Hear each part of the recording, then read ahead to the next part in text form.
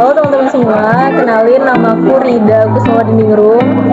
Rada panjang, jadi panggil aja Rida. Aku saat ini masih kuliah di Fakultas Hukum Universitas Jambi, sambil kerja juga di Pegadaian sama di PPS sebagai panitia pemilu.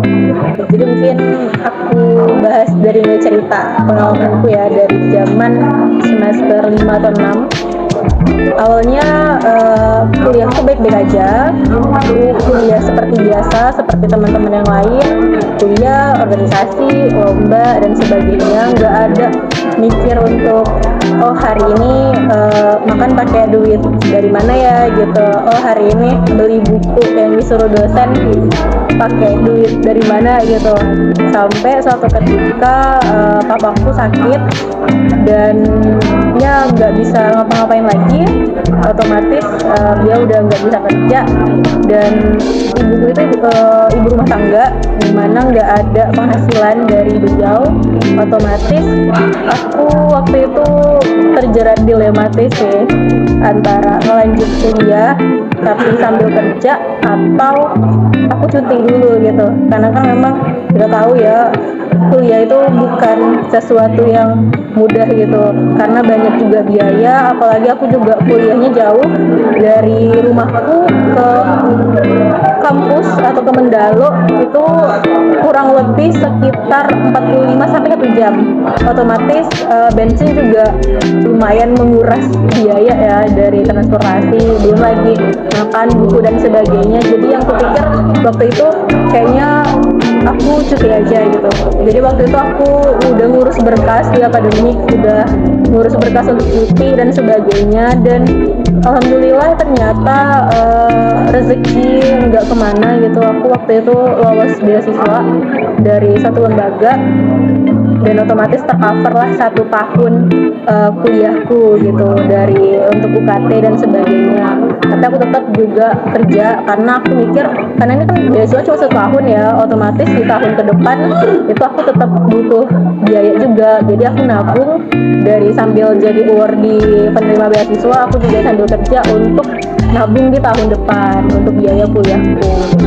Tentu nggak ada bedanya gitu perempuan sama laki-laki, bagiku sendiri itu sama sekarang.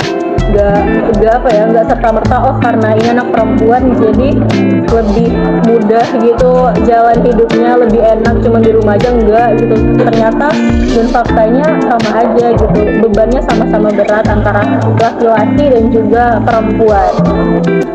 Harus mandiri, karena kita mungkin ingat-ingat ya zaman kecil gitu kan, dulu mungkin ketika kita terlahir di dunia ini gitu kan, oke, kita masih belum bisa ngapa-ngapain, semua hal kebutuhan itu udah di cover sama orang tua kita, terkhusus untuk dari ibu gitu kan, dan ayah tentunya juga. Tapi beberapa waktu gitu kan, misalnya umur 2 tahun, mungkin umur pas kita baru lahir kita buang air kecil, buang air besar itu masih dibantu sama orang tua. Tapi mungkin di tahun kedua atau ketiga itu kita dibelajarin sama orang tua untuk mandiri. Kalau pipis itu di sini di kloset, enggak langsung pipis di celana gitu. Terus juga cara ngebasuh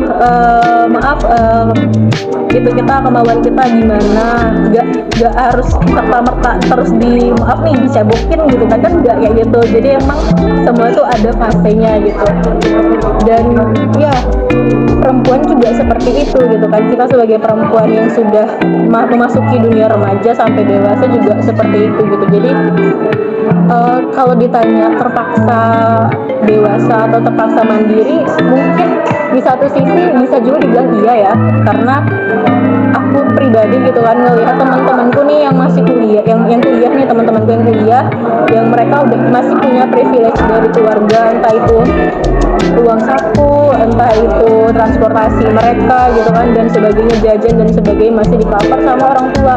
Sedangkan aku dan mungkin teman-teman yang lain yang senasib sama aku harus bisa survive sendiri untuk menghidupi atau mencukupi kebutuhan diri kita sendiri gitu. Jadi memang mungkin kita harus bersabar dan bersyukur atas apa yang sudah jadi kehendak takdir gitu kan. Karena aku pribadi, aku nggak menyalahkan keadaanku saat ini dan saat lalu itu, sangat bersyukur ketika keadaanku seperti itu. Mungkin bagi pandangan orang-orang, kasihan ya gitu dan sebagainya. Aku pribadi itu adalah suatu anugerah bagiku, karena mungkin kalau aku dulu nggak tertimpa suatu masalah seperti itu, aku nggak akan bisa mandiri seperti sekarang. Aku mungkin sampai sekarang masih minta sama orang tua dulu dan sebagainya gitu. Jadi menurutku kemandirian itu sangat penting sedari awal.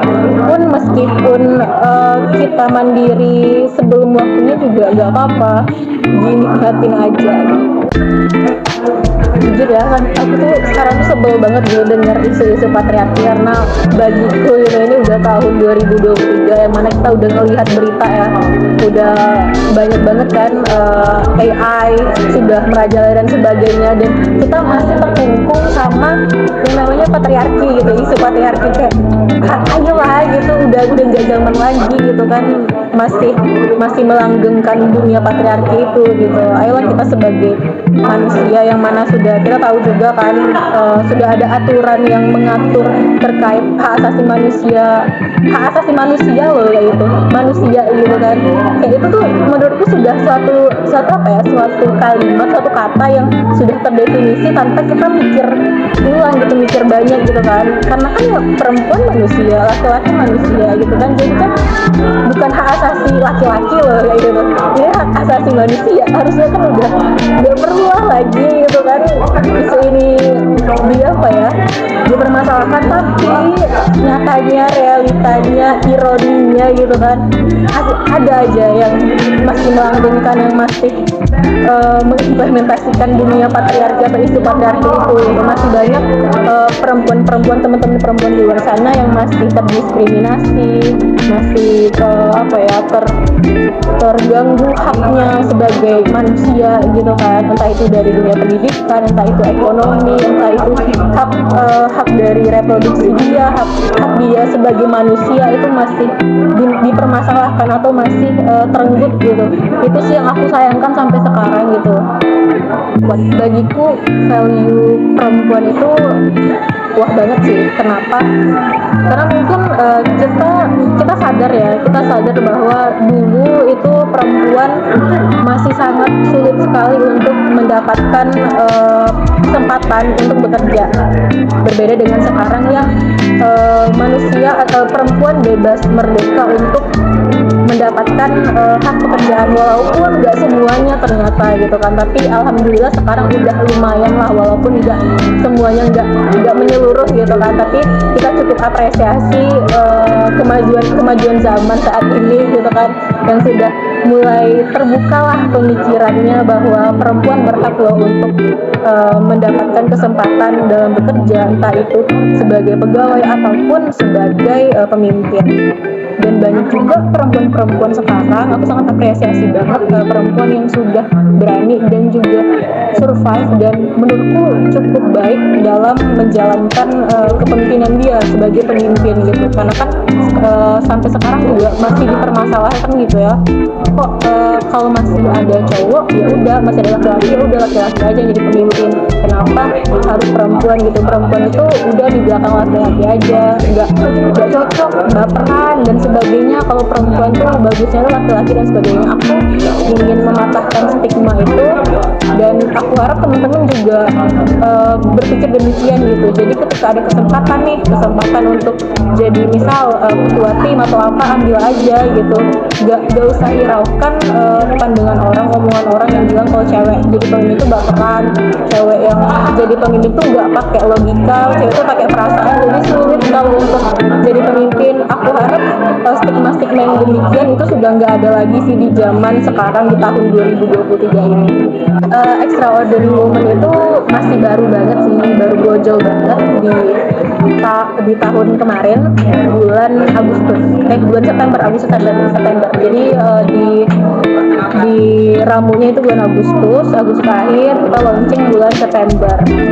Awalnya itu dari keresahan aku sama temenku sih, karena kami kan ngebentuknya berdua gitu ya, berdua sama temen.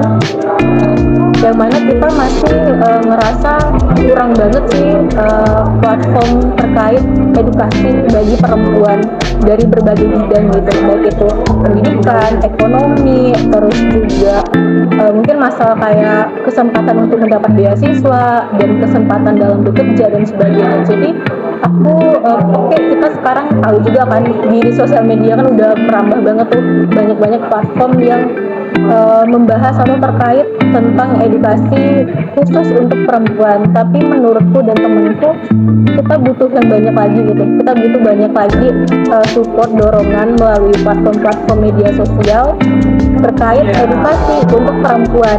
Karena kan bagiku pribadi ya, daripada tidak sama sekali, kita nggak ngapa-ngapain sama sekali, kenapa kita tidak bertindak walaupun dari hal yang kecil gitu.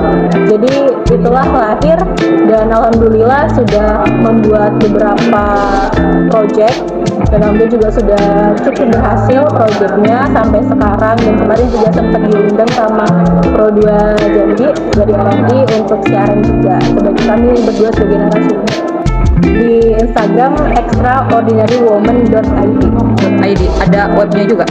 Untuk sekarang belum, kami masih aktif di sosial media, khusus Instagram aja dulu. Proyeknya kemarin apa? Jadi waktu itu kami bikin webinar terkait beasiswa S2. Jadi khusus, sebenarnya sih nggak khusus banget untuk perempuan, laki-laki juga bisa ngakses gitu kan. Tapi memang platform ini sebenarnya dikhususkan untuk perempuan, tapi laki-laki juga boleh kok ngakses gitu kan. Jadi yang pertama itu kami bikin project webinar terkait beasiswa di luar negeri yang narasumbernya juga perempuan gitu. Terus yang kedua itu kami ngebuat live talk dari Instagram itu terkait perempuan dan kemajuan ekonomi. Jadi banyak ternyata perempuan-perempuan khususnya di Jambi yang ternyata tuh keren-keren gitu. Ada yang usaha jilbab scarf dari motif-motif alam kerinci, yang itu tuh udah omsetnya udah banyak banget, udah puluhan juta gitu. Terus juga ada yang dari kuliner, ada juga yang dari jasa dan sebagainya. Dan ternyata perempuan bisa loh berdaya secara ekonomi dan secara dirinya sendiri gitu untuk menjalankan usaha-usaha itu. Dan oke, berarti kan udah besar nih, udah gede nih usahanya, otomatis dia sebagai pemimpinnya dong. Dan ternyata lancar-lancar aja, bisa-bisa aja kayak gitu. Dan justru malah mereka merekrut banyak orang juga gitu kan, pegawai dan pekerja sebagainya, dan bisa membantu perekonomian di lingkungan sekitar.